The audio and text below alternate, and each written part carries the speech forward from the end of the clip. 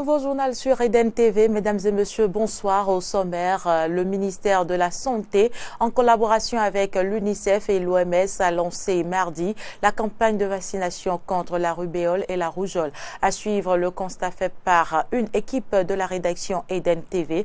Dans cette édition, célébration de la Journée internationale de la femme, ce 8 mars 2019, le Bénin, à l'instar de tous les pays du monde, honore les femmes béninoises. Les manifestations officielles se déroulent à Boïkan. Et puis, hors du Bénin, nous parlerons également de la Journée internationale de la femme, plus précisément en Côte d'Ivoire.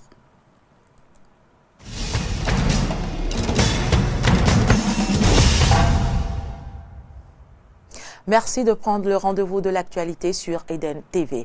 Je l'annonçais dans les titres, vendredi 8 mars 2019, le monde entier commémore la Journée internationale de la femme. Cette 24e édition a pour thème au plan international « Penser équitablement, bâtir intelligemment, innover pour le changement ». Les manifestations officielles au plan national se déroulent dans la ville de Boïkan, dans le sud-ouest du département du Zou, à 130 km de Cotonou, autour du thème « Le leadership féminin en politique, l'égalité pour les de pensée ».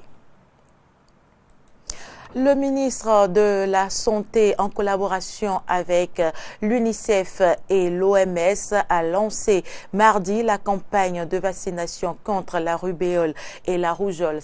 Cette vaccination concerne les enfants. Une équipe de la rédaction est allée faire le constat du déroulement de la campagne à Glodjibé.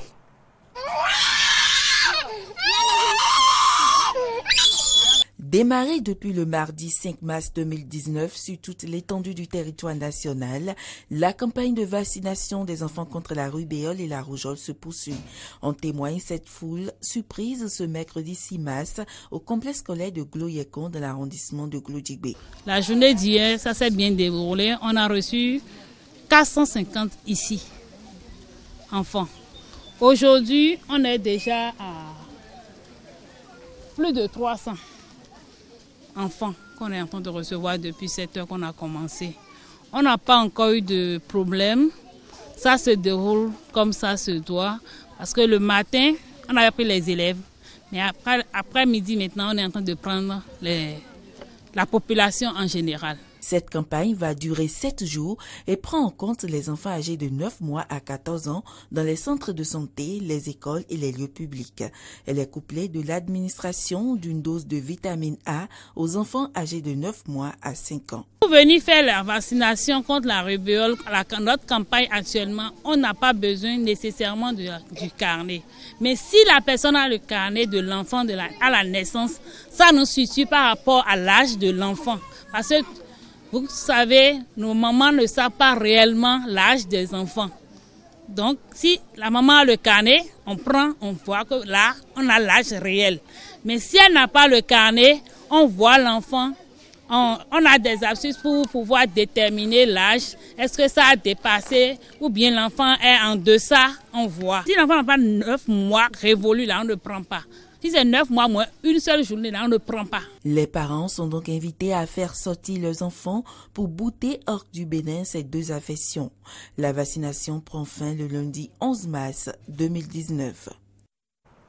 Éducation, pour en parler, rendons-nous sur le campus d'Abomey-Calavi, plus précisément à l'amphi Idriss Déby, où s'est ouvert dans la matinée de ce mercredi 6 mars 2019 le colloque international pluridisciplinaire sur le thème leadership féminin et promotion des objectifs de développement durable en Afrique francophone. Plusieurs acteurs du monde universitaire étaient présents à cette cérémonie d'ouverture. C'est un reportage signé Carnot François Roumbédé-Rintor et Damien Pedro.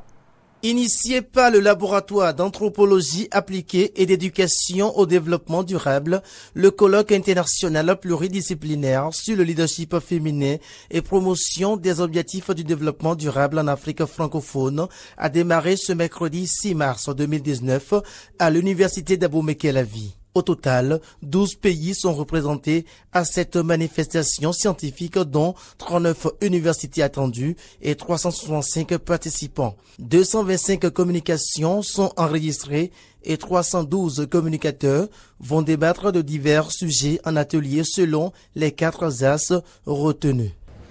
Les communications retenues portent sur 4 axes, à savoir axe 1, autonomisation des femmes, réduction de la pauvreté et changement social.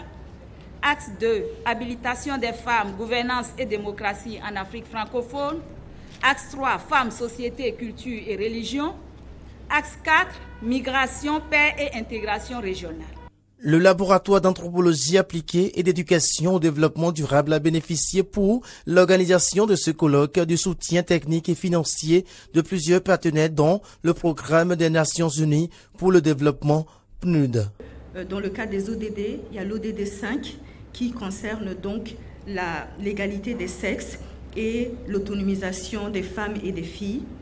Et plus particulièrement ce qui nous concerne aujourd'hui, la cible, l'ODD 5.5, qui précise veiller à ce que les femmes participent pleinement et effectivement aux fonctions de direction à tous les niveaux de décision dans la vie politique, économique et publique et accèdent sur un pied d'égalité. Analyser sur la base des résultats des recherches scientifiques menées en Afrique francophone les enjeux du renforcement du leadership féminin dans l'atteinte des cibles des objectifs du développement durable ODD d'ici 2030.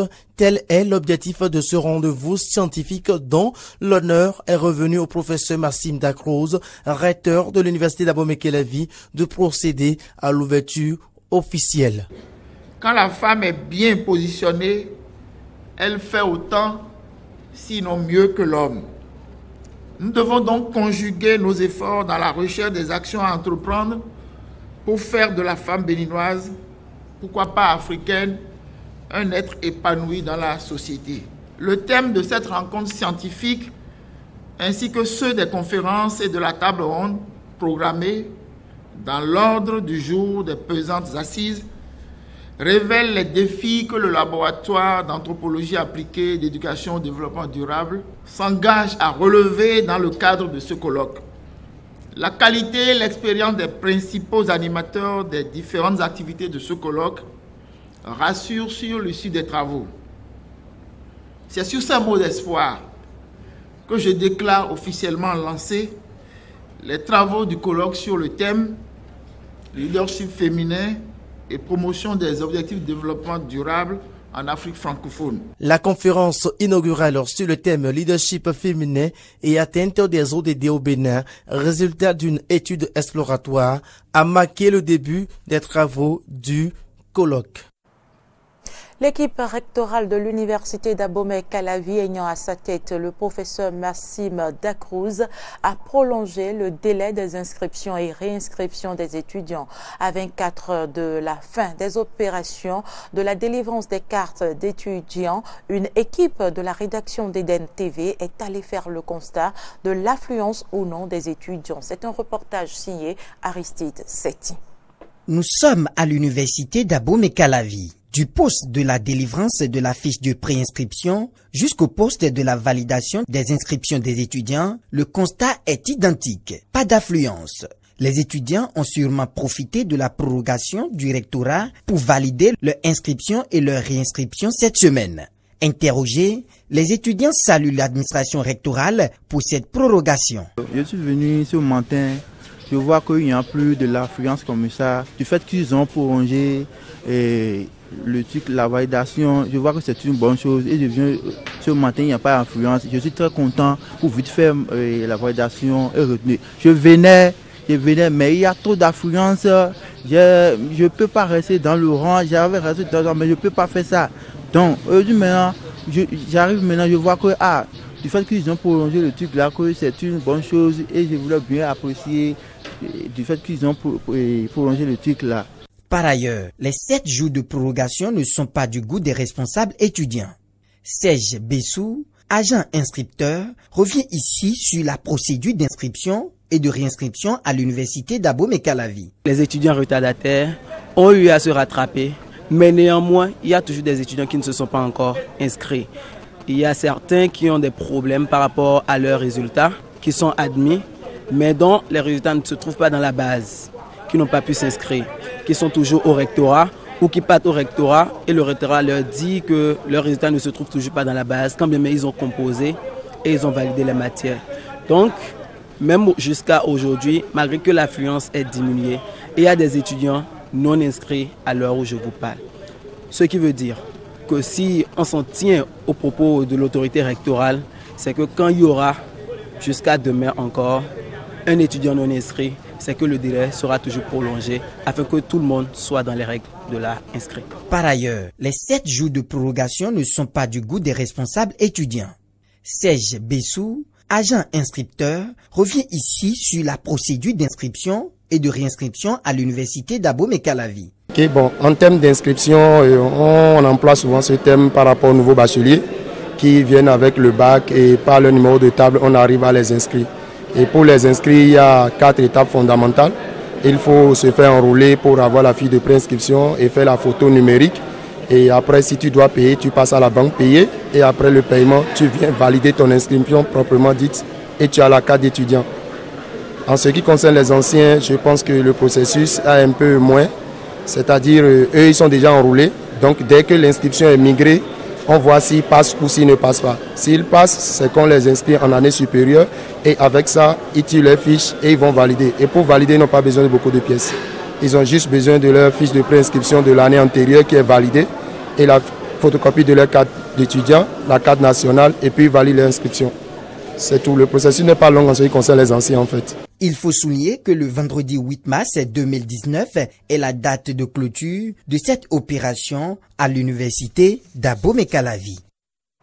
Le projet d'appui aux communes et communautés pour l'expansion des services sociaux a été lancé ce jeudi dans le département de l'Atlantique. C'était au cours d'un atelier qui a eu lieu à la préfecture de l'Atlantique. Horacia Djodji, Teni Baroya.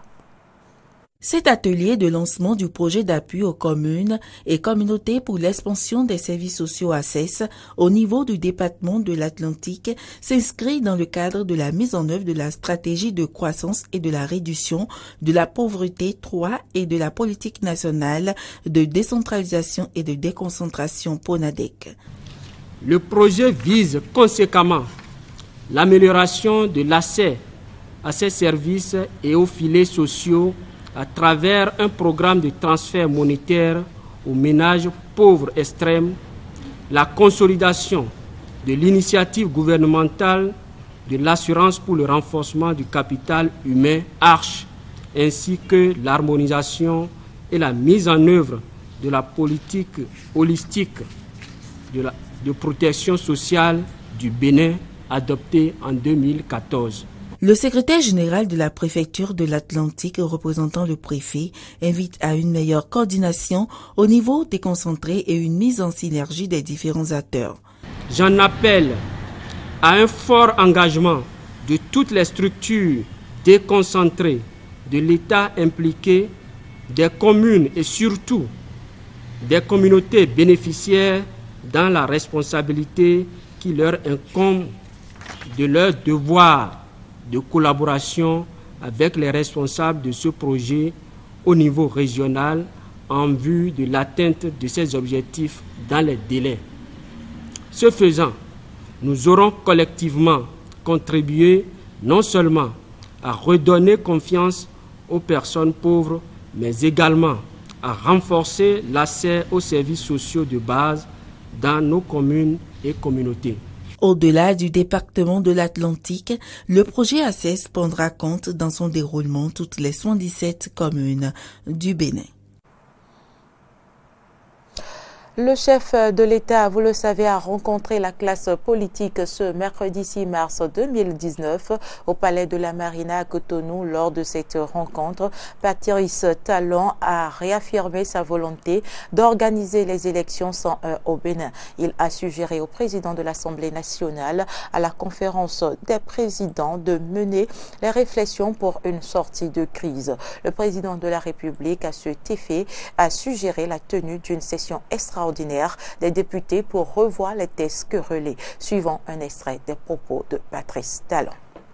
L'impression que la situation donne que les partis qui se réclament et affichent formellement, qui sont les partis d'opposition, qui sont des formations politiques d'opposition, ne figurent pas sur la liste des 2 formations politiques retenues. Cela est naturellement déplorable. Cela n'est pas de nature à permettre le débat contradictoire au Parlement si les choses doivent rester ainsi. Cela n'est pas de nature à renforcer l'idée de la démocratie, des libertés. Je veux comprendre ce qui s'est passé. Il y a un dysfonctionnement, il y a une insuffisance des partis qui ont été écartés. Quelle est l'analyse, quelle est l'appréciation, si c'est possible, de ceux qui sont concernés, ceux qui ne sont pas? Et par la même occasion, recueillir leurs doléances, recueillir leurs suggestions, parce que je voudrais pouvoir agir pour permettre que ce qui n'a pas fonctionné puisse être vu, traité autrement, que ce qui n'a pas fonctionné puisse peut-être être extirpé. Il y a des choses qui ne sont pas à la portée de nos concitoyens, qui ne sont pas à la portée des partis politiques. Une chose est de vouloir une réforme, une chose est de savoir si la réforme est à la portée de nos capacités. Moi, je suis disposé à examiner avec vous ce qui est insurmontable, à voir avec vous ce qui devrait être extirpé des dispositions parce que c'est insurmontable. Je vais donner un exemple. Je sais que parmi les partis qui ont été recalés à la Sénat, il y en a qui n'ont pas pu produire convenablement le quitus fiscal des candidats. Parce que depuis hier, je suis parti à l'information de toutes parts, savoir ce qui s'est passé.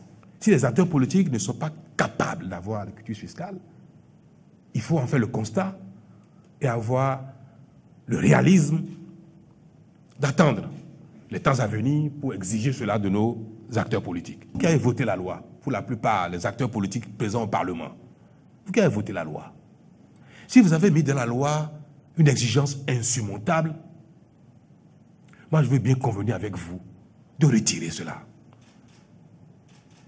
Des dispositions permettant d'aller aux élections. Je suis disposé à le faire.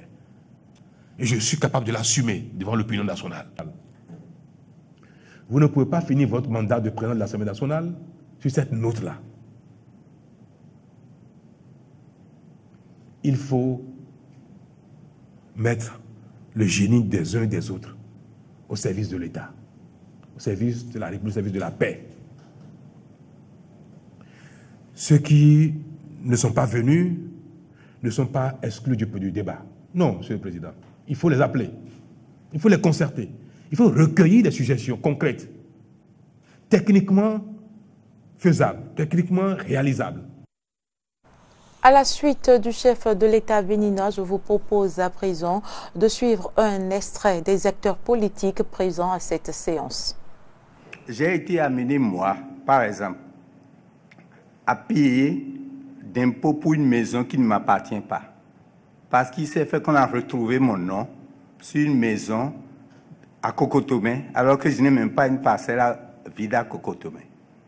Et pour que je puisse disposer du quitus fiscal, j'ai été obligé de payer en attendant que de faire une requête à la direction des impôts après coup. Moi, Bénin est dans un état d'âme serein. Nous avons fait l'effort, malgré notre très jeune âge, de nous conformer à la charte des partis politiques pour avoir le certificat de conformité et autres, jusqu'à remettre notre déclaration de candidature à la Sénat. Malheureusement, cette déclaration a été rejetée et je pense que la Sénat a bien raison de rejeter notre déclaration parce qu'il y a eu doublon. Nous n'avons pas compris comment elles se sont retrouvées sur la liste du PRD. Notre loi ne dit rien sur ce cas-là.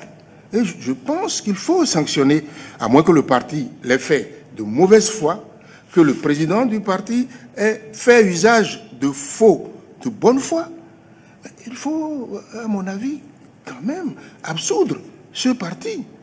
qui n'a pas les moyens de vérifier qu'une pièce qui lui est présentée par un potentiel candidat est un faux. Et poursuivre, si la bonne foi du parti est prouvée, poursuivre cette personne qui a fait cela. Sinon, nous sommes à la merci de n'importe quel voyou. Je pense que ces balises sont nécessaires pour que nous restions toujours dans l'esprit de l'état de droit. Si la loi, si les dispositions dans leur application posent problème, allons en discuter, réglons ça avant de continuer le chemin pour ne pas voter des lois et faire autre chose. L'UDBN, je vous le dis en toute franchise, a envie de participer à ces élections et a tout fait pour se mettre en règle. A tout fait pour se mettre en règle. Nous avons envie aussi d'animer cette classe politique et de faire des propositions qui vous accompagnent dans votre mission ô combien difficile.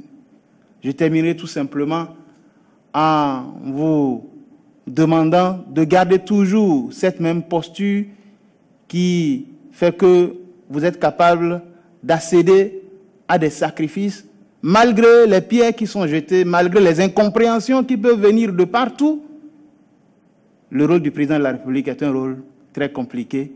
Malgré que vous êtes l'homme le plus informé de la nation, ce n'est pas facile de recevoir tout le temps des coups, d'être incompris, mais c'est très important de savoir prendre de la hauteur et de laisser des ouvertures pour que la paix se fasse.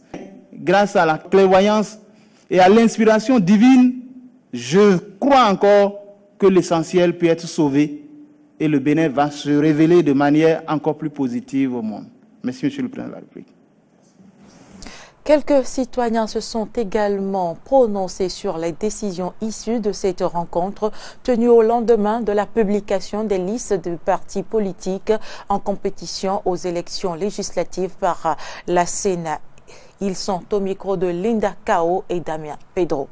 Je dirais tout simplement que la Sénat, après une semaine de travail acharné, c'est ce qui veut dire que l'étude des dossiers, il a tranché.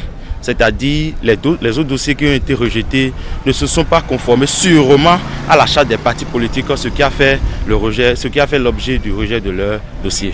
Je refuse de croire que de toutes les listes, de tous les blocs, de tous les partis politiques, il n'y avait que deux qui soient plus intelligents et qui aient pu avoir la bonne combinaison. Lorsque je me réfère par exemple à l'UDBN, qui depuis déjà le 31 octobre, me semble-t-il, a déposé son dossier et que nous avons vu ce que nous avons vu, nous avons constaté ce... Elle a été obligée, la présidente a été obligée d'effectuer des sorties pour manifester son indignation avant qu'on ne revienne sur un certain nombre de choses. Moi, personnellement, je ne suis pas fier de voir ce qui se passe là. Et je pense que c'est le moment opportun pour le chef de l'État de manifester sa bonne foi. Je pense que s'il y a deux partis qui sont retenus et que les 5 autres qui sont rejetés, c'est parce qu'ils ne sont pas en conformité. Et je pense que la Sénat a donné encore 2 jours pour pouvoir permettre à ces partis-là de se conformer. Nous sommes dans un pays où on a dit que plus rien ne sera plus comme avant. Ils n'ont qu'à s'asseoir et que l'opposition participe et que la mouvance aussi participe. Ça, c'est pour le peuple, ça. Mais tout ce qui se passe là, ce n'est pas pour le peuple. Actualité en dehors du Bénin, pionnière autant dans ses recherches universitaires que dans ses responsabilités politiques, Ramata Ly Bakayoko, ministre de la Femme et première ivoirienne à l'Académie des sciences d'outre-mer de Paris, a largement contribué au développement de la recherche en Côte d'Ivoire. Dans le cadre de la commémoration de la Journée internationale de la femme, allons à la découverte de cette grande dame ivoirienne avec Horacia George. Madame Ly Bakayoko est la première femme ivoirienne à être admise en 2018 comme membre de l'Académie des sciences d'outre-mer de France, dont les activités s'étendent en Afrique, Amérique latine, Asie et Océanie. Pionnière autant dans ses recherches universitaires que dans ses responsabilités politiques, ministre de la Femme et première ivoirienne à l'Académie des sciences d'outre-mer de Paris, elle a largement contribué au développement de la recherche en Côte d'Ivoire. De 1996 à 2010, j'ai été vice-présidente en charge de la coordination des enseignements, de la recherche et de la vie universitaire. Et c'est là que est partie l'idée de construire un pôle scientifique et d'innovation. Parce que j'ai vu toute la capacité de recherche, tous les résultats de recherche importants dans l'université qui sont mis au service de la nation. Professeure titulaire en odontostomatologie pédiatrique, elle est la première femme ivoirienne à diriger des recherches sur les pathologies bucco-dentaires en Afrique. Sa carrière administrative commence en 1996 lorsqu'intervient la réforme de l'enseignement supérieur en Côte d'Ivoire. Elle poursuit son ascension en étant nommée de 2012 à 2016 première femme présidente de l'université Félix Houphouët-Boigny d'Abidjan, la principale de Côte d'Ivoire, où elle gère 60 000 étudiants et 2300 professeurs. Dans cet établissement du supérieur public, réputé frondeur, elle a réussi à canaliser les grèves intempestives pendant son administration. Cette distinction est une reconnaissance du travail que j'ai fait durant ma carrière d'enseignant-chercheur et la carrière que j'ai fait au niveau de l'administration universitaire. Ils m'ont permis d'être à l'Académie des sciences d'outre-mer. J'ai voulu être docteur en médecine, en chirurgie dentaire. J'ai voulu être présidente d'université. Mais je n'ai jamais rêvé. Je n'ai jamais passé par le ministre. C'est pour ça que je dis c'est le destin. Cependant, le plus grand défi de cette scientifique discrète, filiforme, toujours cinglée dans son ensemble en pagne, c'est d'avoir créé le pôle scientifique et d'innovation de l'université Félix Houphouët-Boigny, une mini Silicon Valley. Actuellement ministre de la Femme, de la Famille et de l'Enfant, elle salue les résultats de la recherche au service de la population en Côte d'Ivoire, où les femmes représentent 67% de la main-d'œuvre agricole et assurent 60 à 80% de la production alimentaire. Fin de ce journal, merci de l'avoir suivi. À bientôt.